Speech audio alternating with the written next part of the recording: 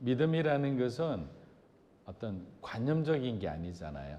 어떤 사람에게는 그 믿음이 그의 삶을 주관하고 그의 삶을 변화시키는 반면에 또 어떤 사람은 믿음이라는 것을 어떤 관념적으로 받아들이는 거죠.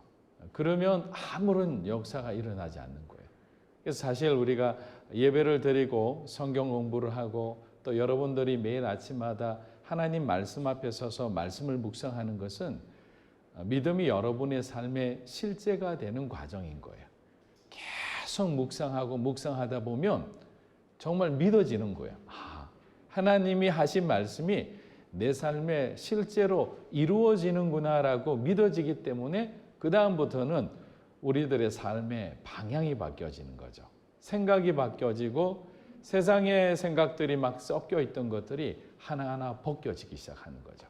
그리고 저와 여러분들이 너무 사랑하고 있던 것들, 막 정말 이거는 절대로 하나님 내어놓을 수 없다고 생각했던 것들을 내려놓을 수 있는 용기가 생기는 거예요. 우리가 죄가 무서운 것은 다른 게 아니잖아요. 죄 자체보다는 죄가 주는 쾌락들이거든요. 그래서 죄는 내려놓고 싶은데 쾌락은 내려놓기 싫은 거죠. 좋은 것들이니까. 근데 이제 그런 부분들을 계속 갈등하면서도 결단할 수 있는 의지까지 내려오는 게 중요한 거잖아요. 그래서 생각은 저와 여러분을 시험 들게 하는 사단의 출입구입니다. 그래서 항상 먼저 여러분들에게 사단이 이렇게 작전을 걸잖아요. 그러면 여러분의 생각을 공격해요. 여러 가지 복잡한 생각들, 하나님이 기뻐하지 않는 생각들. 이 생각이 무너지면 그 다음에는 마음으로 내려오는 거죠.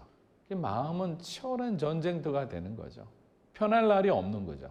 왜? 내 마음 가운데는 하나님이 주신 그 양심이 있거든요. 성령께서 탄식하는 소리가 들리잖아요. 이것이 계속 충돌을 하니까 마음이 힘들어지는 거죠. 근데 그 마음이 승리하게 되면 우리는 정말 그리스도의 옷을 입은 자로서 합당한 삶을 살게 되는 거죠. 지난주 바울이 이야기한 복음에 합당한 삶을 살아갈 수 있는 거죠. 천국 시민으로서 우리가 해야 될 의무와 책임을 다하는 열매 맺는 삶을 살아갈 수가 있는 거예요. 그리고 무엇보다도 함께하는 동역자들 소중히 여기면서 마치 우리 럭비 경기에서 스크럼을 짜듯이 나 혼자 힘이 세다고 막 나가면 옆에 있는 사람이 쓰러지잖아요. 아마 운동 경기 해본 사람은 다 알 거예요. 저는 항상 이야기하지만 믿거나 말거나 특공대 출신이기 때문에 그런 어떤 특공 무술부대가 아주 혹독한 훈련을 정말 많이 받았어요. 그런데 거기에서 강조하는 게 뭐냐면 단독 플레이는 안 되는 거예요. 개인 플레이 하다가는 그 집단이 그 중대와 소대가 전멸하는 거예요. 어떻게든지 하나가 되는 거죠. 그래서 전우회를 위해서 여러 가지 형태의 훈련을 시키는 거예요. 저와 여러분은 하나님의 군사로서 사실은 전우인 거예요. 누군가가 힘들어할 때는 손을 붙잡아주고 일심으로 서라. 같이 정말 방패를 들고 칼을 들고 아주 촘촘하게 대우를 이루어서 가면 사단은 어떤 형태로도 이제 우리를 공격하려고 해도 우리를 무너뜨릴 수가 없는 거예요. 왜? 틈이 없기 때문에. 그래서 바울은 지난주 우리에게 계속적으로 얘기하는 게 한 마음이라는 거죠. 오늘 2장 1절에서 4절도 마찬가지예요. 어떻게 한 마음으로 걸어갈 수 있을까? 같은 길을. 가정도 마찬가지입니다.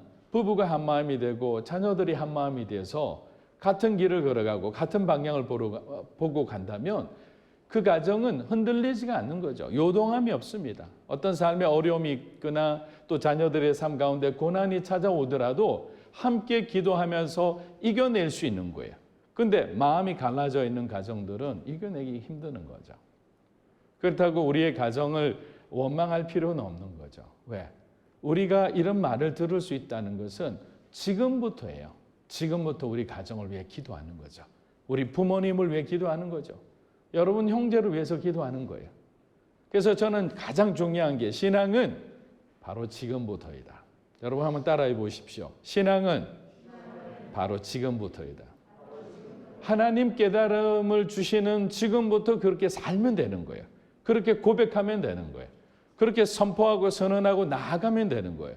자꾸만 과거를 보지 않고 현재 우리 가정의 상황들, 내가 처해 있는 어떤 환경들을 계속 내 관점에서 해석하다 보면 정답은 없는 거죠. 계속 꼬여만 가는 거예요. 마음이 힘드는 거죠. 그렇게 우리는 악순환을 겪게 되는 거예요. 영적인 빈곤의 악순환. 그렇지 않습니다. 우리 신명기 6장 5절 말씀 한번 읽어보겠습니다. 시작. 너는 내 온 마음을 다하고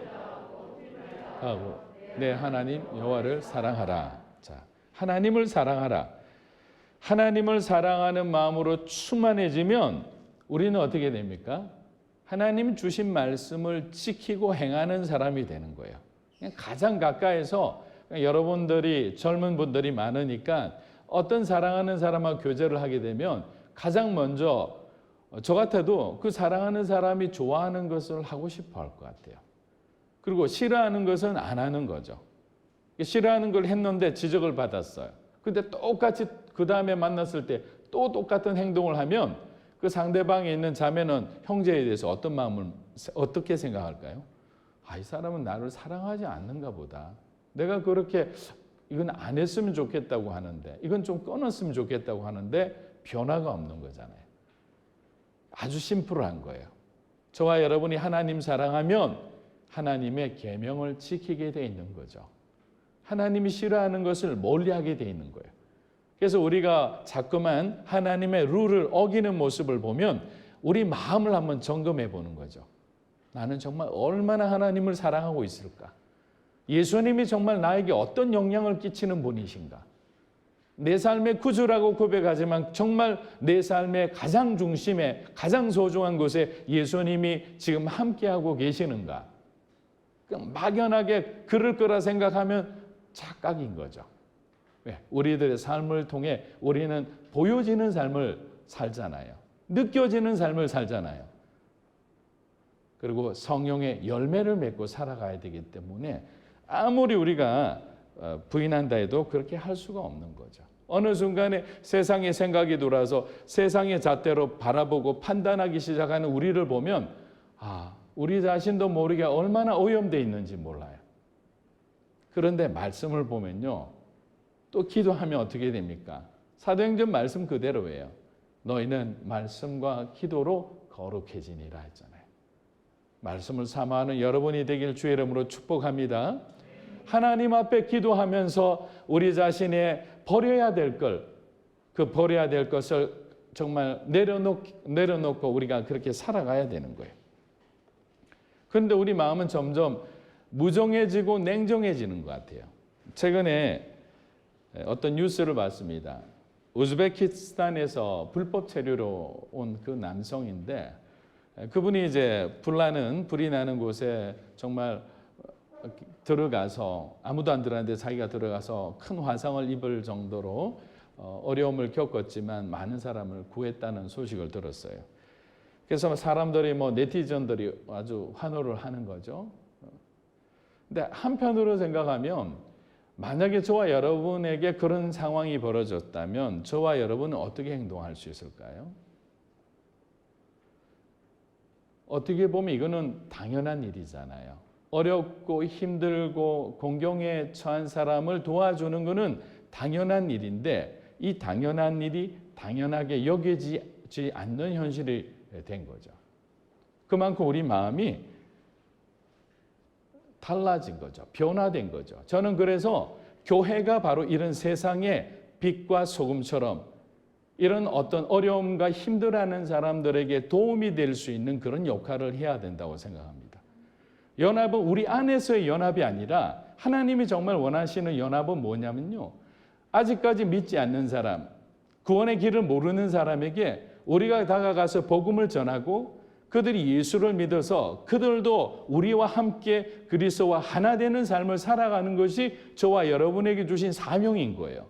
근데 그 교회의 사명을 우리가 잃어버리고 울타리에 갇힌 채 우리만 좋다고 한다면 그는 하나님이 기뻐하시는 것이 아니라 하나님의 눈에 눈물이 나게 하는 거죠. 우리 오 목사님 설교하셨듯이 예수님의 눈물이 나오는 거예요. 저도 17년 전에 노원구에 살 때인데요. 이제 동부간선도로를 타고 운전하면서 오는데 그 당시에 제가 CGN이라는 방송국에 근무를 했기 때문에 제가 이제 회의를 주관하고 이제 약속 시간에 제가 가야지 아니면 다 기다리고 있잖아요. 근데 한참 가는데 보니까 저 멀리서 차가 가드레일을 들이받고 이렇게 사고가 나인 거죠. 그리고 연기가 나는 거예요. 그러니까 지나가는 동시에 먼 곳에서 보이니까 제 마음이 두 가지 마음이 드는 거죠. 아, 가서 도와줘야 되겠다. 또 한편으로는 누군가 뭐 도와주겠지. 뭐 나만 보는 게 아니고 차가 많이 지나가고 있었으니까. 근데 몇 초도 안 되는 순간에 너무너무 갈등이 되는데 한참 조금 더 가까이 가는데 뭐가 펑 하는 소리가 들리는 거야. 그러더니 본네트에서 막 불이 막 붙기 시작하는 거예요. 동시에 주변을 이렇게 운전하면서 보니까 사람이 안 보여요. 그래서 갑자기 긴장이 돼서 차를 세우기 시작했어요.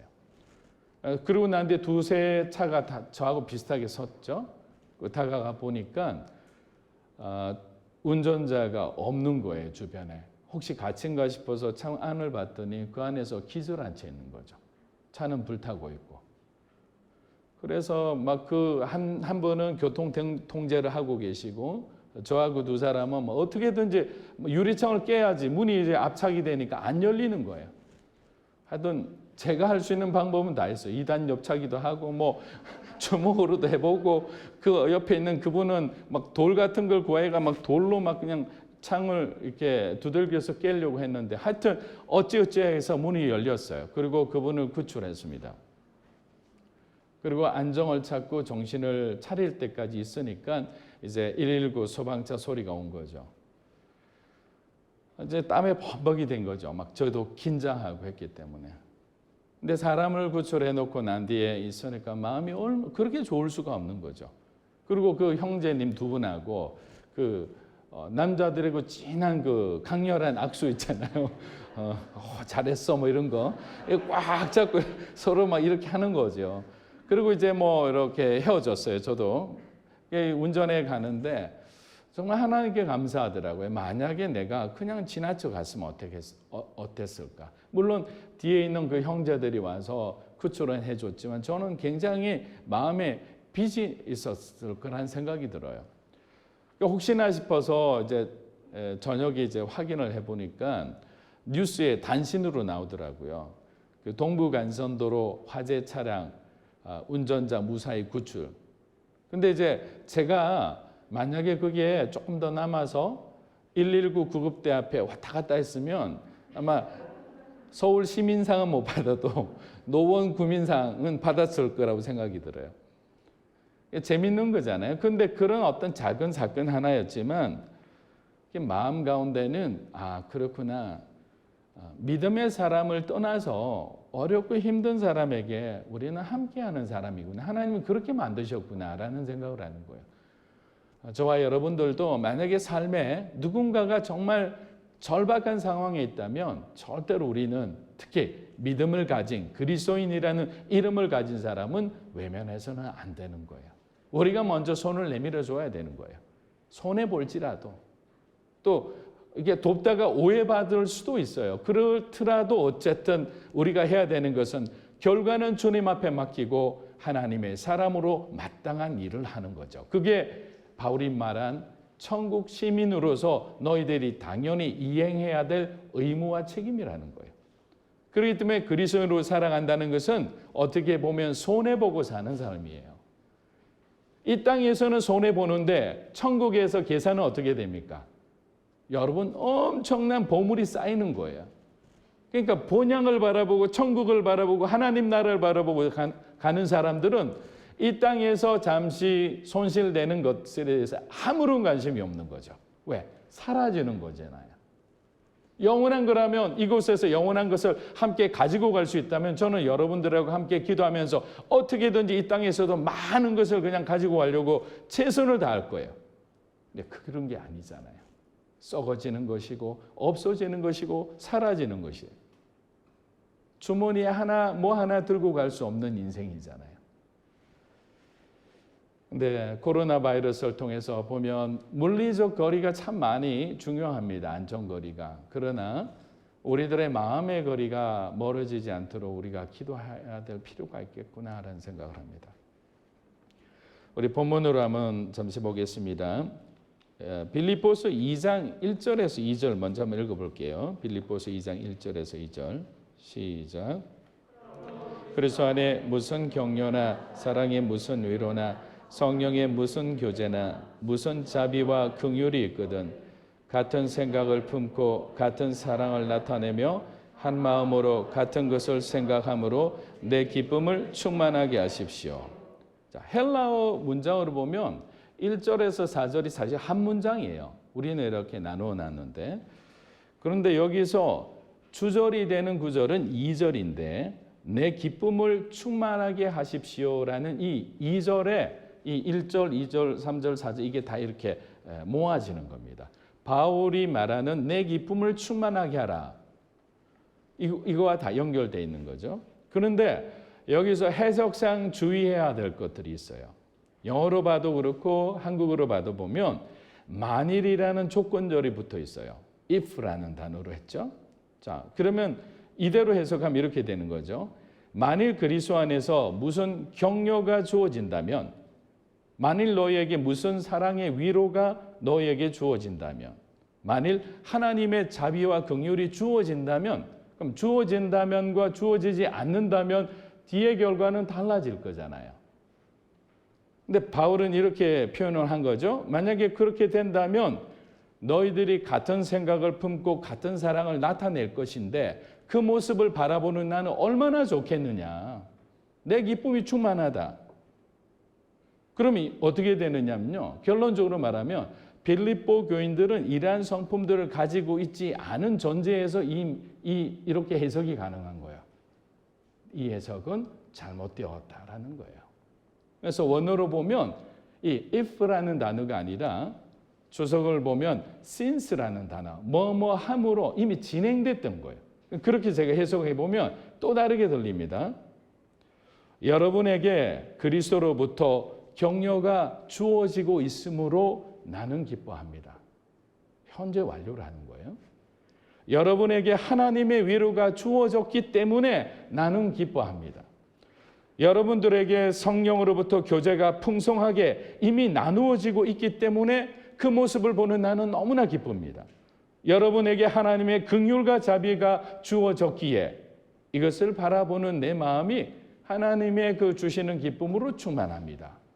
자, 이 말은 앞에 말과 전혀 다르죠. 하나님은 우리에게 복을 주실 때 선별해서 복을 주시지 않고 하나님의 복은 이미 창세 때 바라크 하면서 모든 복을 다 주신 거예요. 복을 찾아야 되는 거예요. 복을 기다려야 되는 거예요.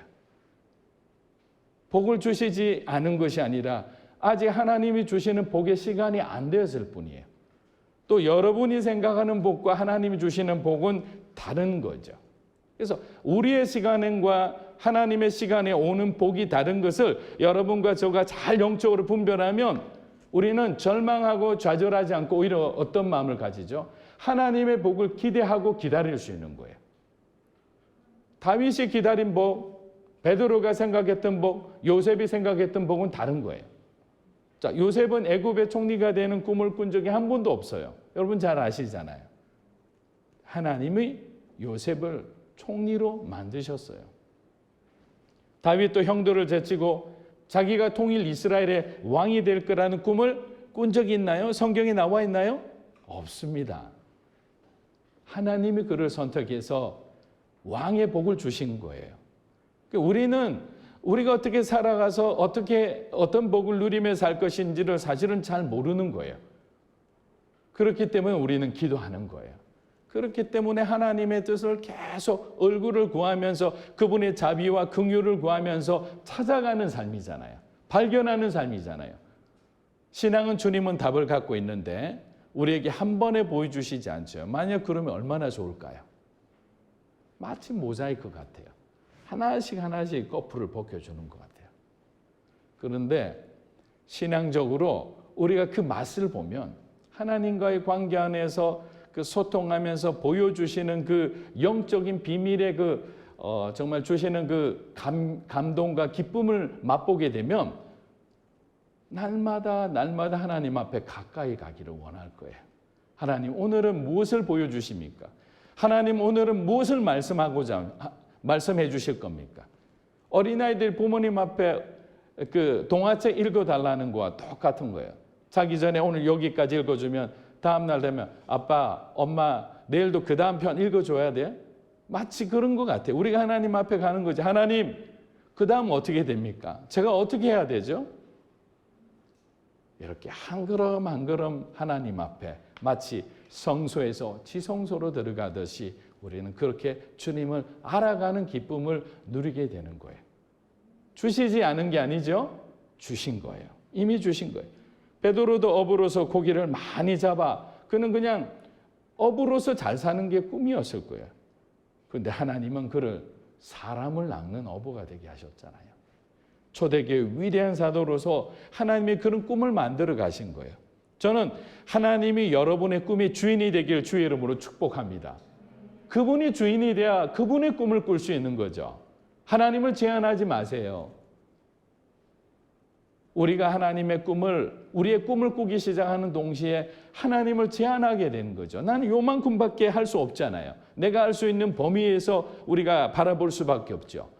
또 하나님의 꿈을 꾸게 되면 하나님의 공급자가 되시는데 그분이 나의 보호자가 되시는데 내가 꿈을 꾸게 되면 내가 가진 만큼만 힘을 발휘할 수밖에 없잖아요. 그래서 여러분 자녀들을 놓고 또 여러분 자신을 놓고 할 때 그냥 마음을 쫙 찢고 하나님 마음대로 하십시오라고 완전히 위임하고 위탁하고 맡기는 거예요. 그럼 하나님은 하나님의 시간에 여러분들을 꽉 붙들어 주시고 그냥 독수리 날개처럼 그냥 꽉 창공으로 날아 올라가서 열방을 보여주실 거예요. 하나님이 무슨 생각을 하는지 가르쳐 주실 거예요.